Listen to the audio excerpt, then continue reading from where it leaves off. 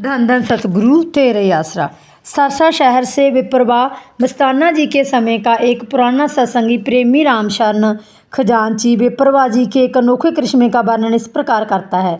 नाजम क्षमा मांग कर गया। सन 1958 के शुरू की बात है। विप्रवा मस्ताना जी उस समय डेरा सच्चा सौदा किकरा वाली तहसील नोहर जिला हनुमानगढ़ में ठहरे हुए थे। सर्दी के दिन थे। डेरे की चिनाई भी नहीं थी, गारे की ताज़ी लिपाई हुई थी। उस दिन सर्दी बड़े ज़ोरों से थी, इसीलिए शहंशाह मस्ताना जी ने डेरे के अंदर लड़कियों का घूना अलाव जला रखा था।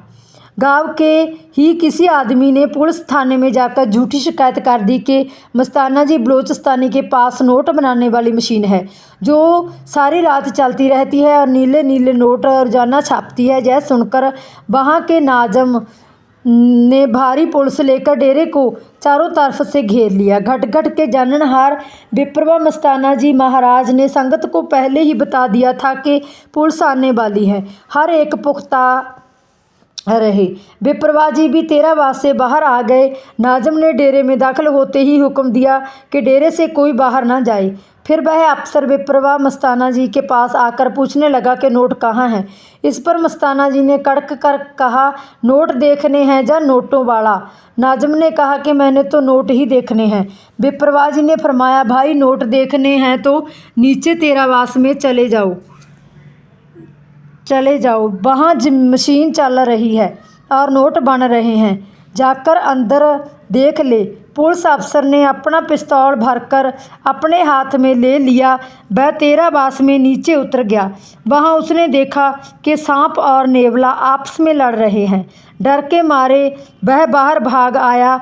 वह हाँफता हुआ शहंशाह मस्ताना जी से कहने लगा, आपने नीचे सांप और नेवला पाल रखे हैं, मुझे मरवाना था क्या? इस पर विप्रवा मस्ताना जी ने मुस्कुराते हुए कहने लगे, तू पुलिस अफसर है और तेरे हाथ में पिस्तौल भी है। अगर वे सांप व नेवला तेरे को काटते तो तमच्चे से तू उनको मार भी सकता था। दोबारा नीचे जाकर देख, अब मशीन बंद हो चुकी है और नोट बन गए हैं। आपने अच्छी तरह जांच कर लेना कि नोट असली हैं या नकली। वह अफसर डर के मारे अकेला नीचे ना गया। वह अपने साथ 5 सिपाही बंदूकों समेत तथा एक सिपाही बैटरी लेकर नीचे उतरे। उसके अपने हाथ में भी भरा हुआ पिस्तौल था। नीचे जाकर उसने देखा कि ज़मीन पर एक बोरी बिछी हुई है और उस पर नोटों का ढेर लगा हुआ है। उसने इधर उधर तेरावास में सारी जगह देखी। उसे वहाँ ना कोई नोटों वाली मशीन दिखाई दी और ना ही कोई नेवला व सांप था। वहाँ उसको कोई सुराख भी ना मिला जिसके द्वारा वह बाहर निकल गए हों। उसने अपने साथ वाले सिपाहियों को बाहर निकाल कर सुराख भी ना मिला जिसके द्वारा वह बाहर निकल गए हों। उसने अपने साथ वाले सिपाहियों को बाहर निकालकर निगरानी करने के लिए भेज दिया और कहा कि यह भी देखे कि सांप और नेवला किधर गए हैं। उसने आप कुछ नोटों के नंबर नोट किए और उनमें से कुछ नोट उठाकर अपनी जेब में डालकर बाहर आ गए। विप्रवा मस्ताना जी महाराज उसी तरह अपनी मौज में बैठे हुए थे।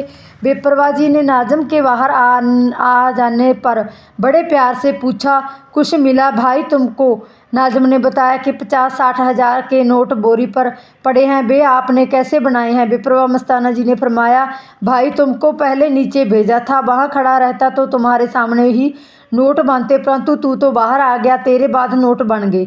अब ऐसे करके सारे नोट उठाकर इन झाड़ियों में फेंक आ, वे हमारे काम के नहीं हैं। नाजम दोबारा फिर तेरावास में गया और नोटों से भरी बोरी को उठाकर वहाँ से थोड़ी दूर एक गहरे खाई झाड़ियों में फेंक खुदवाकर धरती में दबा दिया। इसी दौरान उसने मन में बेईमानी आ गई कि रात को आकर नोटों की बोरी को निकाल कर घर ले जाऊंगा।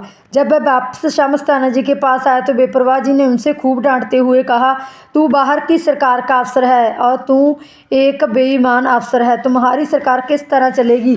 हमारी अंदर की सरकार सब जानती है। तू पक्का चोर है और तू हमारा मुलजिम है। तुमने अपनी जेब में जो नोट छुपाए हैं वे बाहर निकाल दे। फिर सारी साध संगत व सुरक्षा बल के सामने मस्ताना जी कड़कते हुए बोले, अगर तू बेईमानी करेगा तो तेरे नीचे वाले अफसरों का क्या हाल होगा? अगर तू ईमानदारी करेगा तो छोटे अफसर भी ईमानदारी करेंगे। वे नोट निकाल कर दे जो तूने तेरावास से अपनी जेब में छुपाए हैं।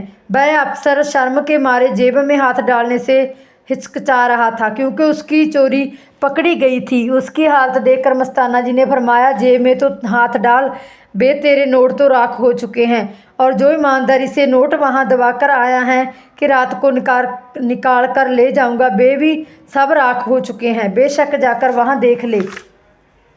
जब उस अफसर ने जल्दी से जेब में हाथ डाला तो उसकी जेब से राख निकली। फिर वह उसी समय जीप लेकर वहां गया और जाकर देखा तो सचमुच ही वहां भी नोटों की जगह राख बनी पड़ी हुई थी। उस पर अफसर बहुत शर्मिंदा हुआ और वापस आकर बेपरवाह मस्ताना जी के चरणों पर गिरकर क्षमा जांचने करने लगा और कहने लगा कि उसे भी नाम दे दो। दयालु दत्तार बेपरवाह मस्ताना जी ने उसे उपदेश देते हुए फरमाया, भाई बेईमानी छोड़ दो, हक हलाल की कमाई खाओ, आगे के लिए किसी का भी दिल ना दुखाना। जब तू ऐसा बन जाएगा तब हम तुम्हारे घर जाकर तुमको नाम देंगे।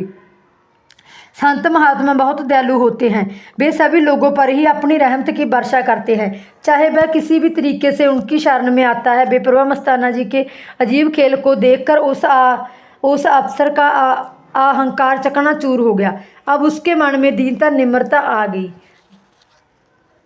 धन धन सतगुरु, तेरा ही आसरा।